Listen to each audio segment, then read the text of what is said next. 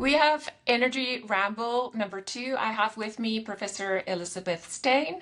And with me, Rosa Twyman KC. So, Rosa, tell me, regarding the energy transition, is net zero at risk?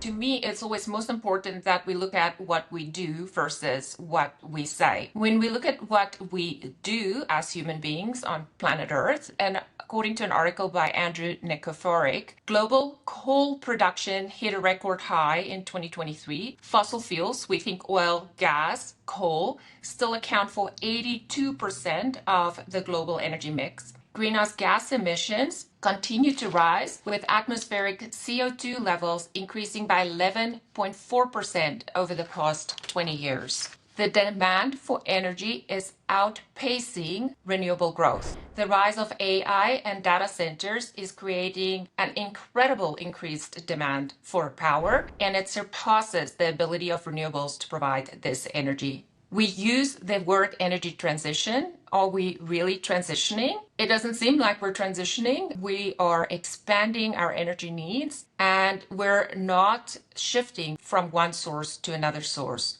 The reality is that when we look at nuclear, hydro, solar, wind, biofuel, and other renewables built since 1973, we've only increased our per capita energy consumption and have not reduced per capita fossil fuel use. In addition, we also face significant material source shortages when we speak about the need for critical minerals. Also, we need to build a lot more renewables to replace the same amount of megawatt hours for fossil fuel energy production. On top of that, when we look at renewable versus fossil fuel production, we tend to focus on the environmental impacts of fossil fuels, but we like to dismiss or ignore the environmental impacts, including human rights violations, when we come to consider the renewable energy resources we develop, especially when we start to speak about critical mineral mining. So what does our behavior show? Our behavior shows that we want more and not less energy, and that is the reality that we're facing. Maybe given this, we need to consider whether we are transitioning between different fuel resources, or maybe the better way for us to face this reality is to optimize usage of the different energy resources that we do have available, including considering how we can optimize between providing a balance between environmental, economic, and socially responsible provision of energy for everyone.